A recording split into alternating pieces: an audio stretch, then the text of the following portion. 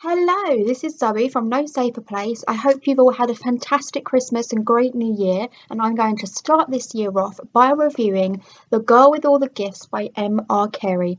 Now, I first read this book a few years ago.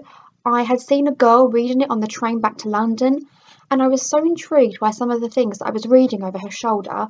I got home and bought this book the same day.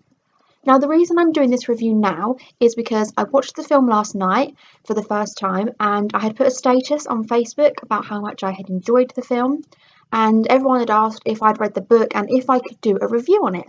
So here I am. Now, the book focuses on a young girl called Melanie who lives in a unit with lots of children like her. Melanie isn't a normal child, she is a hungry, but a different kind of hungry. Hungries are pretty much like zombies, that's the best way to describe them. So, a virus has taken over the world, and most hungries are just like zombies. But Melanie and her classmates are different. They can communicate, they can learn, they're almost human, and that's the main thing you have to remember. Almost. Almost human, but they're not. So this unit is existing for experiments and trials on the children because Dr. Caldwell is certain that she can produce a vaccine if she can use these children. She just needs time to do it.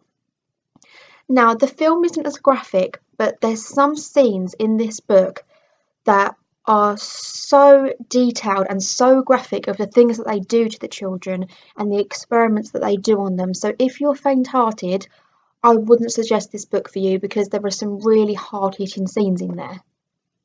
Now, Melanie has a bond with her teacher, Miss Justino, that neither of them quite understand. Both of them know that it shouldn't exist, but they have a mutual feeling of love, like a mother and daughter, and it is so beautiful. It is one of my favourite parts of the book, their relationship.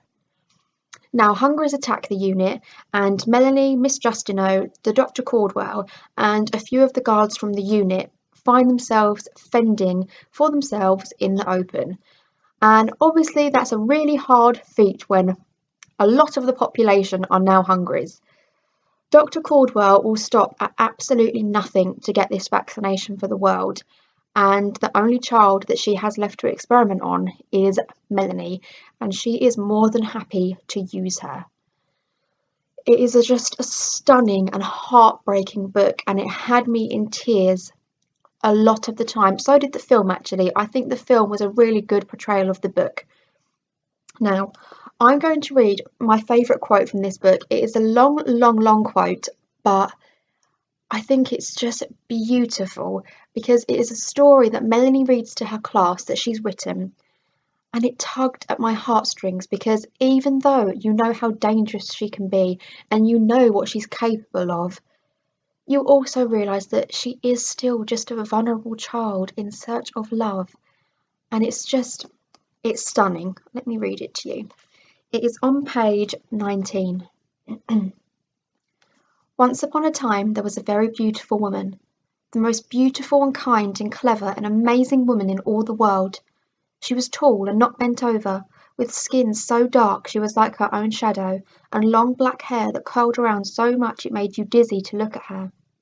And she lived in ancient Greece, after the war between the gods and the Titans, when the gods had already won. And one day, as she was walking in a forest, she was attacked by a monster. It was a friggin' abortion, and it wanted to kill her and eat her. The woman was really brave, and she fought and fought, but the monster was very big and very fierce, and it didn't matter how many times she wounded it, it just kept on going. The woman was afraid. She hugged her fear to her mortal soul. The monster broke her sword and her spear, and it was about to eat her. But then a little girl came along.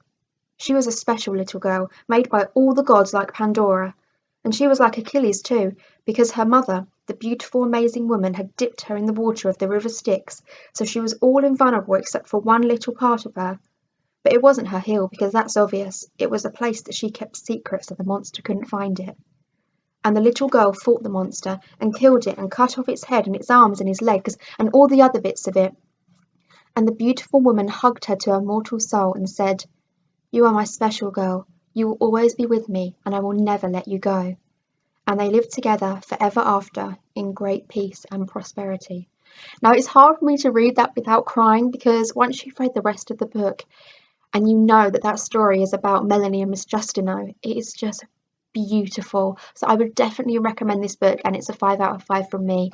Let me know what you would like to review next time. I hope you all enjoyed this video. See you all again soon. Thank you. Bye.